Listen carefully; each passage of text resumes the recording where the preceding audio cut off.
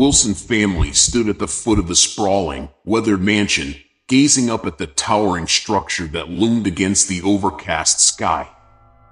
Their new home, isolated at the end of a long, winding dirt road, seemed to sink into the fog that rolled over the surrounding hills. It was everything they had been looking for: spacious, affordable, and far removed from the noise and chaos of the city. The peeling paint and creaky shutters gave it character, as far as James Wilson was concerned. His wife, Sarah, wasn't as convinced, but she kept her worries to herself, not wanting to dampen the excitement of their fresh start. "It's perfect," James said, smiling as he handed the keys to Sarah. She hesitated before taking them, the cold metal sending a shiver down her spine as it touched her palm. "I guess it will need some work," Sarah replied, her voice lacking the enthusiasm James had hoped for. Their children, Emily and Jake, ran ahead, eager to explore the seemingly endless hallways and rooms. As they stepped inside, the door creaked loudly behind them, closing with a thud that seemed to echo through the empty halls. Dust hung in the air, illuminated by the weak rays of sunlight that filtered through the grimy windows. The silence was oppressive, as if the house had been holding its breath for years, waiting for new inhabitants. Sarah felt a knot tighten in her stomach. There was something about the house, something unsettling, that she couldn't quite place. The day passed quickly as they unpacked and arranged their new lives within the old walls. The house was larger than it looked from the outside, with countless nooks, rooms, and winding corridors that seemed to lead nowhere. Emily and Jake had taken to their new surroundings quickly, their laughter bouncing off the cracked plaster as they chased each other through the halls. But Sarah found it difficult to relax. Each time she tried to sit, to rest, the faintest sound of creaking floorboards or a distant thud would pull her back to her feet, forcing her to investigate, only to find nothing out of place. By nightfall, the house seemed to settle, its strange sounds quieting. The family gathered around the dining table, eating a simple meal. It was the first time the house felt almost normal, just another old place with its quirks. "I think we're going to love it here," James said, his voice full of optimism as he raised a glass to toast their new beginning. But as the family shared a smile, Sarah's eyes wandered to the darkened corner of the room where she could have sworn she saw movement.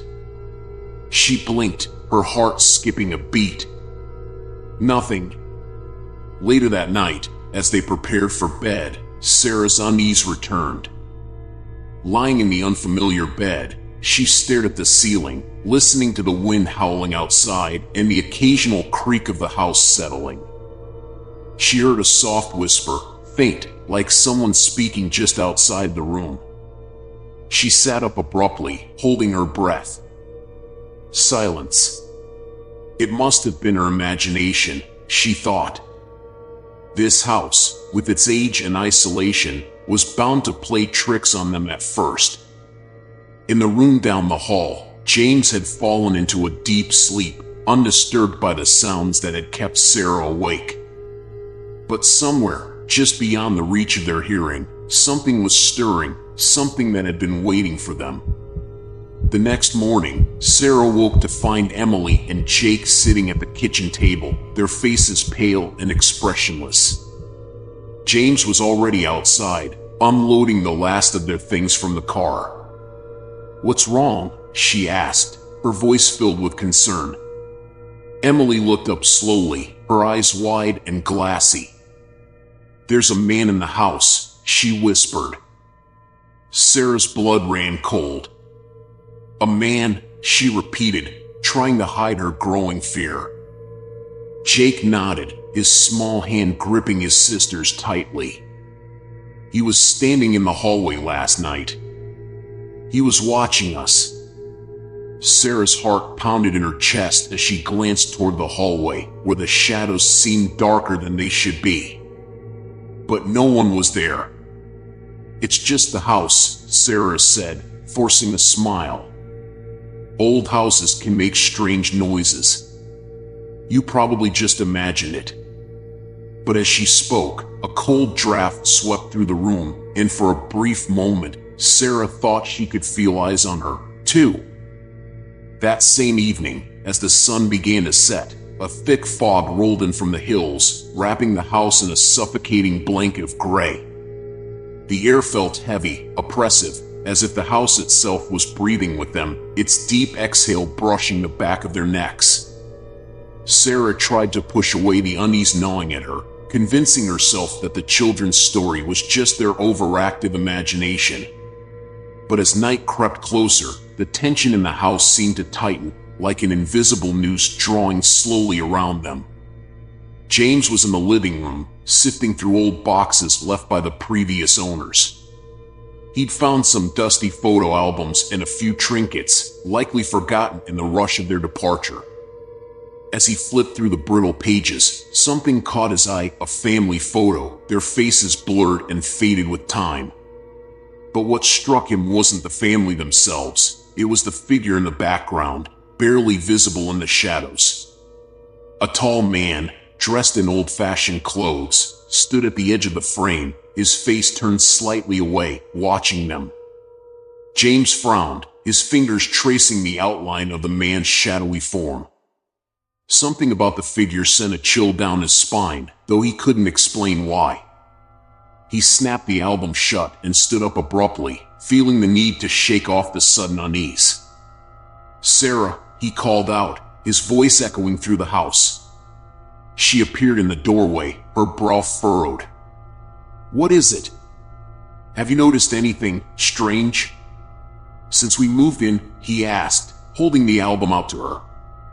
Sarah hesitated, glancing down at the photo but quickly looking away, as if the mere sight of it made her uncomfortable. "I know nothing," she replied, though the lie felt bitter on her tongue. The truth was, she had noticed everything. The whispers, the shadows, the strange feeling of being watched. But she couldn't bring herself to admit it, not yet. Before James could press further, a loud crash echoed from upstairs, making them both jump. "What the hell was that?" James muttered, his eyes snapping toward the ceiling. Without waiting for an answer, he bolted for the stairs, Sarah right behind him. They found Jake standing in the hallway, pale and trembling, staring at the open door of Emily's room. Her dresser had been knocked over, its contents scattered across the floor. "I didn't touch it, I swear," Jake stammered, his voice shaking. James rushed into the room, his heart pounding. There was no one there, no sign of how the heavy dresser could have toppled on its own. He kneeled down to check the floor, looking for any sign of what might have caused the disturbance, but nothing seemed out of place. "Emily, where's your sister?" Sarah asked, panic rising in her throat as she noticed Emily's absence. "She was here a minute ago," Jake whispered, his eyes wide with fear. "She went to the bathroom, but she never came back." Sarah's blood turned to ice. She rushed out of the room, calling Emily's name as she moved from room to room, checking every corner, every closet, every darkened space. But there was no sign of her. "Emily!"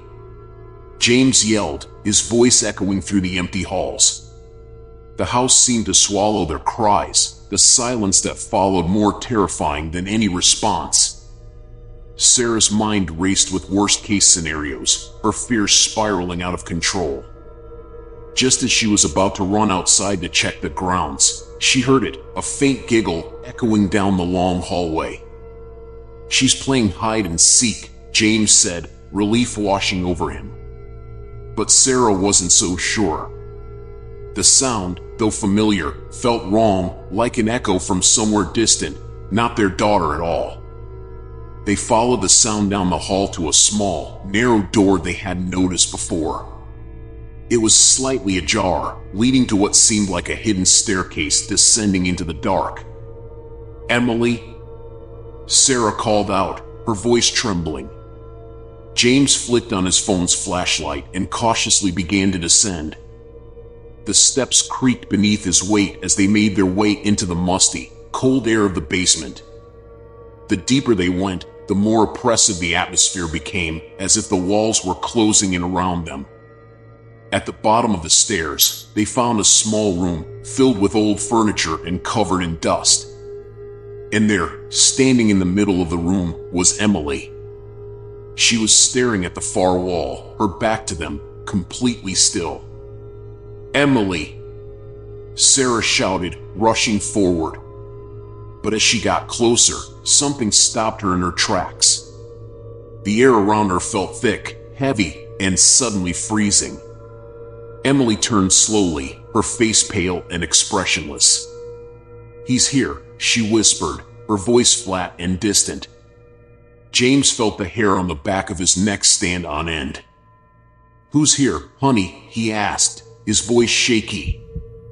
Emily pointed toward the far corner of the room, where the shadows seemed to deepen unnaturally. James shone his light into the corner, revealing nothing but darkness. Yet, he couldn't shake the feeling that something, or someone, was there, watching them from the shadows. Suddenly, the lights in the house flickered, and the basement was plunged into complete darkness. Sarah let out a gasp as the door at the top of the stairs slammed shut with a deafening bang, trapping them inside. For a moment, there was silence, complete, suffocating silence. Then, from the shadows, came a sound that made their blood run cold, the low, raspy whisper of a man's voice. "Get out!" The air in the basement grew heavier with each passing second, as if the very walls were pressing in on them. Sarah's breath caught in her throat, her eyes frantically darting toward the corner where Emily had pointed. The darkness there seemed to pulsate, alive with something unseen but palpable. The whisper they had heard moments ago still echoed in their minds, chilling them to the bone. "Get out!" James stepped in front of Sarah and Emily, his body stiff with tension. His heart raced, but he tried to keep his voice steady. "We need to get out of here. Now." They rushed toward the stairs, but the door at the top remained firmly shut. James yanked at the handle with all his strength, but it wouldn't budge. It was as if the house itself had sealed them in. Behind them, a faint creak echoed through the basement, followed by a shuffle of movement. Sarah's skin prickled, her instincts screaming that they were not alone. "James," Sarah's voice wavered, fear tightening her chest. James turned, the beam of his flashlight sweeping across the room. For a moment, there was nothing, just the abandoned furniture and dusty floor. Then, from the far corner, a shadow shifted. Slowly, deliberately. It was subtle, but unmistakable. A figure was emerging from the blackness, its form tall and indistinct, like smoke trying to take shape. "Who's there?" James demanded, his voice shaky but loud enough to cut through the suffocating silence. No response. The figure simply stood there, unmoving, watching them with a presence that felt ancient and malevolent. Sarah pulled Emily close, her heart pounding as the figure seemed to come closer, though its legs never moved. It glided, or rather, the shadows themselves seemed to shift with it, drawing nearer with every heartbeat. The coldness in the room deepened, sinking into their bones.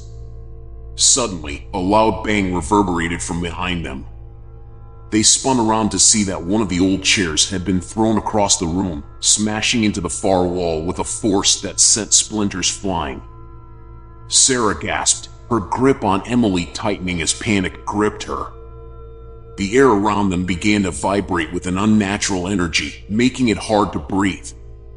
"We're not alone," Sarah whispered, tears welling in her eyes. James didn't respond. He was already at the door again, slamming his shoulder against it with all his might. The wood groaned under the pressure but refused to give way. Then, the whisper came again, this time louder, clearer. "Get out While you can, Emily whimpered, burying her face into Sarah's side. Make it stop, Mommy, please. Sarah stroked her daughter's hair, trying to calm her, but her own hands were trembling. The figure was closer now, only a few feet away. Its face, or what should have been its face, was obscured by shadow, but there was a sense of deep, burning hatred emanating from it.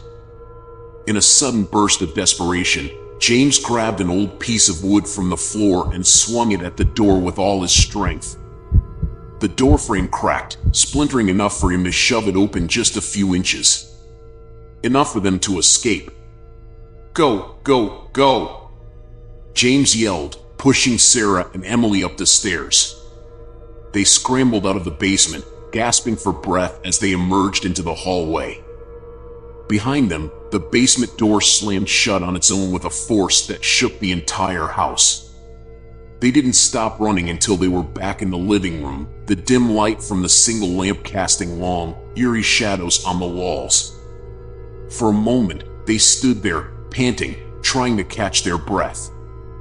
What the hell was that? James finally said, his voice low and shaken. I don't know, Sarah replied, tears streaming down her face. But it wants us out. Emily clung to her mother, her small body trembling uncontrollably. The man in the shadows, he's angry, she whispered, her voice barely audible. James and Sarah exchanged a glance. There was no denying it anymore. Something was in the house, something ancient, malevolent, and furious. We need to leave. Now, Sarah said, her voice firm with terror. She rushed to the front door and twisted the knob, but it wouldn't turn. Panic surged through her. James, it's locked. That's impossible. I didn't lock it, James said, rushing over to help. But no matter how hard he pulled, the door wouldn't budge, as though an invisible force was holding it closed. The house groaned around them, the walls creaking ominously as if the building itself was alive, angry that they were trying to escape. And then, the lights flickered once more, plunging the room into total darkness. A low rumble filled the air, like distant thunder, followed by the unmistakable sound of footsteps, slow, deliberate footsteps, coming from the hallway behind them. Sarah gasped, her heart slamming in her chest as she turned to see a shadowy figure standing at the end of the hall, just barely illuminated by the dim light seeping in from the windows. The figure was tall, impossibly tall, its head nearly brushing the ceiling. It didn't move, but the air around them felt heavy with its presence, like it was drawing every bit of warmth and life from the room. James grabbed a heavy vase from a nearby table, holding it up like a weapon. Stay back, he shouted, his voice filled with fear and defiance. But the figure didn't move, didn't react. It just stood there, watching. Please, leave us alone. Sarah cried out, her voice cracking with desperation. She could feel Emily shaking against her, her tiny sobs muffled against her chest. For a moment, the house seemed to hold its breath. The figure in the hallway shifted, its head tilting ever so slightly as if considering them. And then, in a voice that sent shivers down their spines, it whispered once more. This is my house. You will never leave. The figure's chilling words hung in the air, suffocating any hope that remained.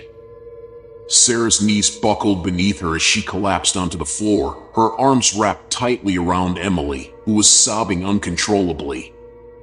James stood frozen, his eyes fixed on the shadowy presence that now loomed larger than life at the end of the hallway. He took a step backward, then another, pulling Sarah to her feet. We're getting out of here, he whispered, but his voice cracked. His confidence had drained away, replaced by a growing dread that gnawed at him. They rushed back into the living room, the house now groaning with every step they took. The walls seemed to breathe, closing in on them. James yanked at the front door again, but it was as immovable as before. Sweat dripped from his forehead as his mind raced, desperately trying to figure out how to escape this nightmare. "The windows," he said, pointing toward the large glass pane in the living room. "We'll break through." He grabbed a heavy fireplace poker and swung it toward the window with all his strength. The metal connected with the glass, but instead of shattering, the window simply absorbed the impact with a dull thud. It was like hitting a wall of solid steel. James tried again, slamming the poker into the glass repeatedly, but it wouldn't crack. It didn't even tremble. Behind them, the footsteps returned, slow, methodical, and relentless. The figure was approaching. "We're trapped," Sarah whispered, her voice barely audible. James dropped the poker, breathing heavily. His knuckles were white from the tension. "There's got to be a way out." He looked around frantically, his gaze falling on the staircase leading to the second floor. "Upstairs. Maybe we can find something there." Without waiting for a response, he grabbed Sarah's hand and pulled her toward the stairs, Emily trailing behind them. The floorboards creaked under their weight as they climbed, the house seemingly protesting with every step. The cold air wrapped around them, growing colder and colder the higher they went. They reached the top, finding themselves in a long, dark hallway lined with closed doors. The dim light from the single bulb at the end of the hall flickered, casting unsettling shadows that seemed to dance along the walls. It felt like they were being watched from every direction, though the presence that had followed them from the basement was nowhere to be seen. James cautiously opened the first door. Inside was an empty bedroom, the old furniture covered in dusty sheets. It smelled of decay, like something long dead and forgotten. He quickly shut the door and moved to the next. Another empty room. "Where's the attic?" Sarah asked, her voice trembling as she hugged Emily close. "There might be another way out." James nodded. "It has to be here somewhere." They hurried down the hall, opening door after door, but found only more empty rooms. The oppressive atmosphere grew heavier with each passing second, as though the house itself was alive, feeding on their fear. Finally, at the end of the hall, they found a small door with a rusty chain dangling from the ceiling. James pulled it, and with a groan, the attic hatch opened, revealing a steep, narrow staircase leading up into the darkness. "We have to try," James said, gesturing for Sarah to climb first.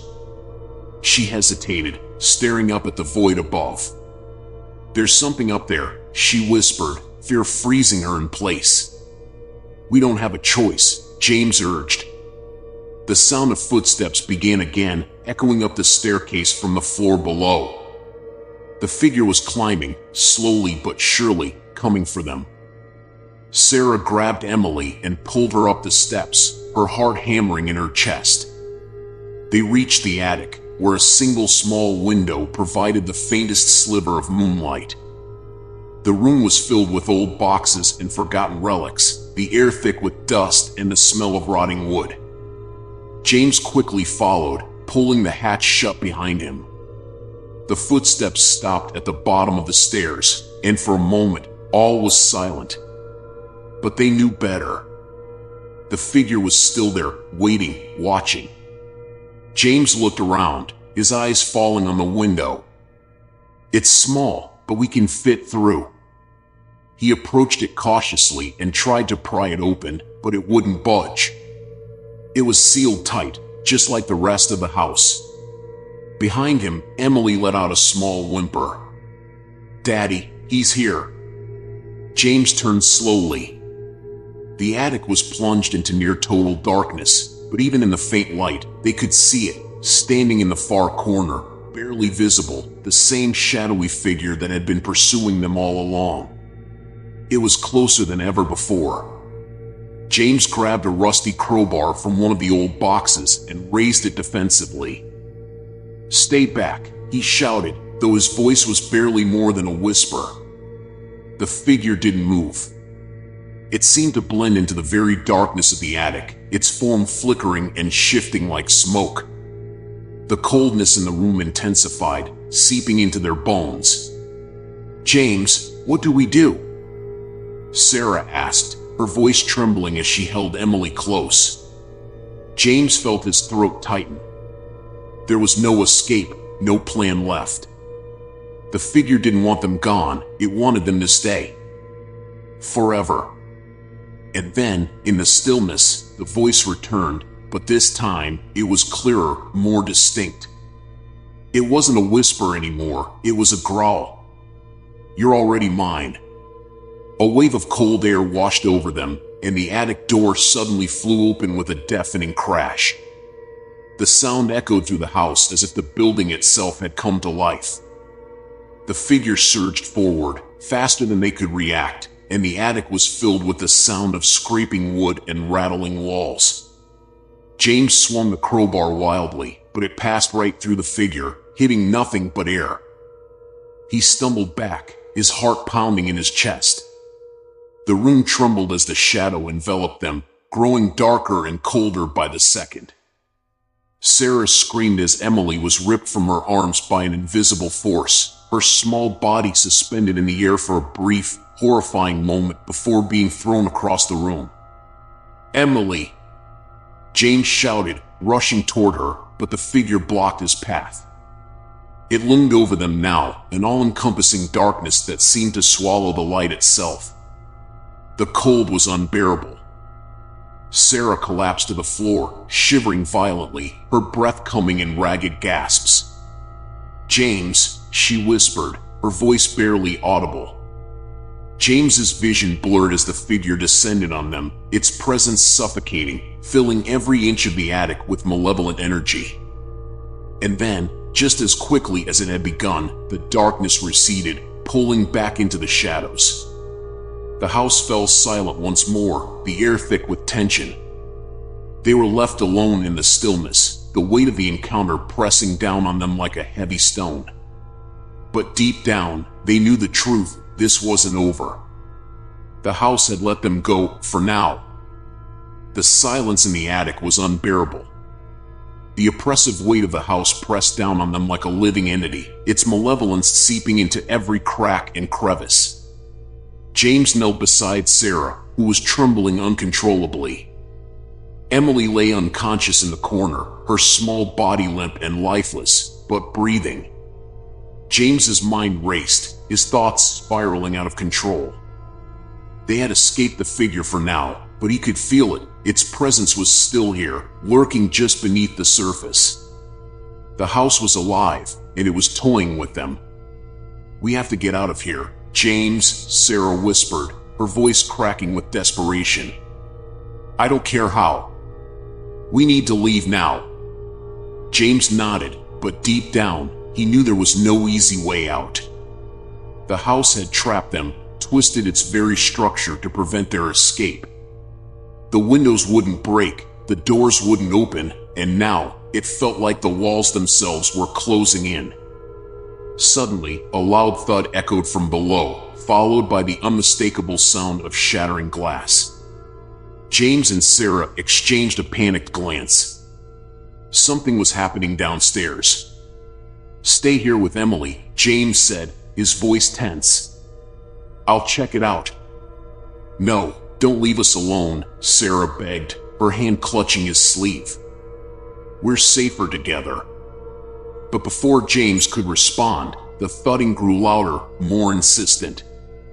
It was coming from the living room, and it was as if the house was alive with activity. Objects clattered and crashed to the floor, and a low, guttural growl reverberated through the walls. Against his better judgment, James made his way to the attic stairs. He couldn't shake the feeling that whatever was down there was calling him, pulling him closer. He descended slowly, the cold air biting at his skin, the wooden steps creaking beneath his weight. His breath fogged in the air as the temperature dropped further with each step. When he reached the bottom, he froze. The living room was in complete disarray. Furniture had been overturned, books and pictures scattered across the floor. The once sealed windows were now wide open, the curtains billowing in the icy wind. But what caught James's attention wasn't the destruction, it was the figure, standing in the center of the room, its back turned to him. This time, it wasn't just a shadow. The figure was more defined now, its edges sharp and distinct.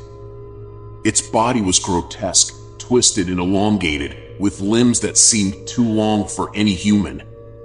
A thick, black fog swirled around it, distorting the air like a heat haze. James's heart pounded in his chest, his grip tightening around the crowbar he had brought with him. His legs felt like lead, rooted to the spot as the figure slowly turned its head toward him.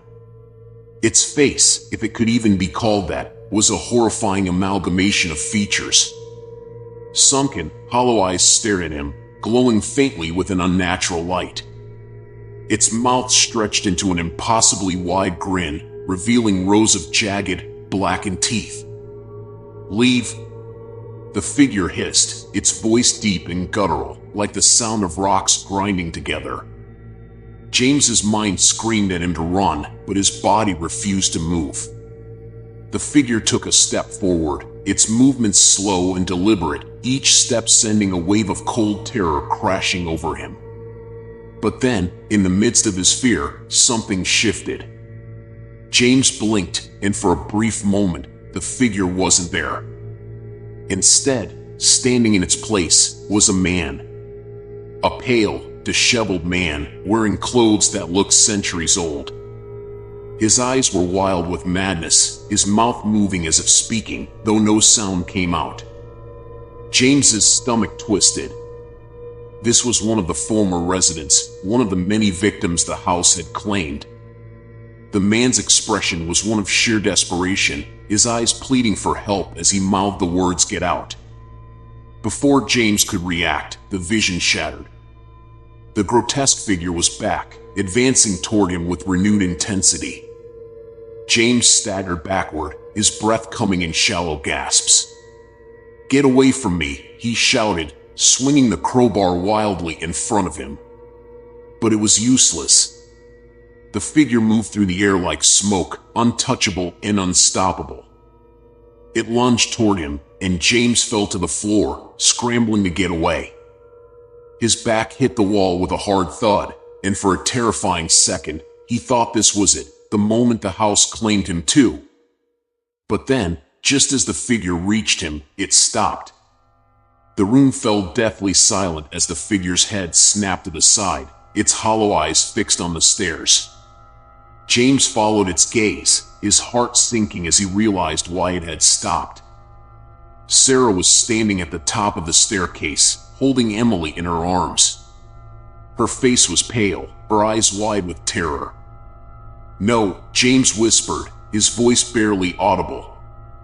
The figure turned fully towards Sarah, its form seeming to grow larger, darker. The shadows it cast stretched across the floor, reaching out toward her.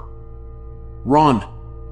James yelled, but Sarah was frozen in place, her feet rooted to the spot by sheer fear. The figure began to move toward her, gliding across the floor with an eerie silence. In a desperate bid, James pushed himself to his feet and rushed toward the staircase. But the air around him thickened, like moving through molasses. His legs felt heavy, his movements sluggish. The figure was almost upon Sarah now, its dark form towering over her. Emily whimpered in her arms, stirring as if sensing the danger. "Sarah!" James screamed, but his voice seemed to get lost in the thick, oppressive air. Just as the figure reached for her, Sarah's instincts kicked in. She turned and bolted up the stairs, clutching Emily tightly to her chest. The figure let out a low, angry growl and surged after her. James reached the bottom of the stairs, his body screaming in protest as he forced himself to move faster. He had to protect them, he had to get them out, but the house wasn't letting him. It was fighting him every step of the way. The walls groaned, the floorboards creaked, and the very air itself felt like it was closing in. He could hear the figure's guttural growls growing louder as it pursued Sarah up the staircase. James's vision blurred as he reached the top of the stairs, his body drenched in sweat. Sarah had disappeared into one of the bedrooms, the door slamming shut behind her. But it wouldn't hold. The figure was already at the door, its dark, twisted form seeping through the cracks in the wood, its hollow eyes fixed on its prey. James had to act fast. The house was breathing. The very walls seemed to exhale, expanding and contracting as if something monstrous slumbered within them. James felt it as soon as he stepped into the hallway, every fiber of his being screaming at him to leave, but the house would not let them go. He knew that now. He had known it for days, but only now, as every door locked them inside, did the truth grip his heart with icy claws. Anna was no longer herself. She sat on the bed, eyes fixed on something in the corner of the room, something James couldn't see, but could sense. The same presence that had been watching him. The shadows danced around her, whispering things only she could hear. Her lips moved, mimicking the words of something ancient, something hungry. Anna, James's voice trembled. He approached her slowly, but she didn't react. Her eyes were glazed, staring deep into the void that now filled the house. The figure. It was here. It had always been here. Its form was more defined now, no longer a vague silhouette, but a towering, grotesque amalgamation of twisted limbs and eyeless faces. The room grew colder as it approached, the temperature plummeting to the point where James's breath fogged the air in front of him. James could feel his sanity slipping away, the reality around him warping into a nightmare from which there was no escape. He had thought it was the house that was cursed, but now he knew better. It was them. They were the curse. The house had simply been waiting, calling out to those who were doomed to become part of its endless cycle of torment. Suddenly, the door slammed shut behind him, trapping him in the room with Anna and the thing that watched from the shadows. His pulse quickened, and in his panic, James grabbed Anna by the shoulders, shaking her violently. "We have to go. Anna, listen to me." His voice was hoarse, but she was unresponsive, lost in the darkness that had consumed her. The house groaned again, louder this time, as if something deep below its foundation stirred, awakening. Then, from beneath the floorboards, came a low, guttural moan, a sound so ancient, so primal, it made James's blood run cold. Something was moving beneath them. With a surge of desperation, James ran to the window and threw it open. Outside, the world seemed distant, unreachable, like a dream. The ground below swirled with a thick fog that seemed to pulse in rhythm with the house itself. There was no escape. Suddenly, the floor beneath him gave way with a deafening crack, and James fell into the abyss. He tumbled through darkness, the air whipping past him as he descended into the bowels of the cursed house. He landed hard on cold stone, gasping for air as pain shot through his body. When he opened his eyes, he found himself in a vast, underground chamber. The walls were lined with grotesque carvings, twisted faces screaming in silent agony. At the center of the chamber was an altar, ancient and stained with dark, dried blood. This was the heart of the house, the source of its malevolent power. And there, standing before the altar, was the figure. It turned toward him, its faceless head tilting as if to observe him. James tried to scream, but his voice caught in his throat. The figure extended a hand, long, bony fingers reaching out, and James felt his soul being pulled toward it, like a moth to a flame. This is what it wants, James realized with sickening clarity. It wants us. It wants our suffering. Memories of the house's past flashed through his mind, families torn apart, lives consumed by madness and death. The house fed on despair, on fear, on pain. And now, it was his turn. In a final, Desperate act of defiance, James scrambled to his feet, ignoring the searing pain in his legs, and ran toward the altar. He could feel the presence closing in on him, but he didn't care. If he could destroy it, if he could end this nightmare, it would all be worth it. He reached the altar, grabbed the nearest object, a heavy, rusted candlestick, and swung it with all his might at the figure. The candlestick passed through the figure's body as though it were made of smoke, and James stumbled forward, his momentum carrying him to the ground. The figure loomed over him now, and for the first time, it spoke, its voice a thousand whispers in unison, cold and hollow. "You cannot fight what you are." James froze, the weight of those words sinking in. What he was. What did it mean? The figure reached down, its hand resting on James's chest, and in that moment, James understood. The house had claimed him, just as it had claimed all the others. He was part of it now, bound to it for eternity. The figure was not an invader, but a reflection of his own darkness, his own fears and guilt, manifested in the house's twisted reality. As the darkness consumed him, James felt the last vestiges of his humanity slipping away. The house would live on. It always had. It always would. Above him, Anna's vacant eyes stared down from the bedroom, her lips moving in silent, mechanical repetition of the house's cursed words. And the door remained closed.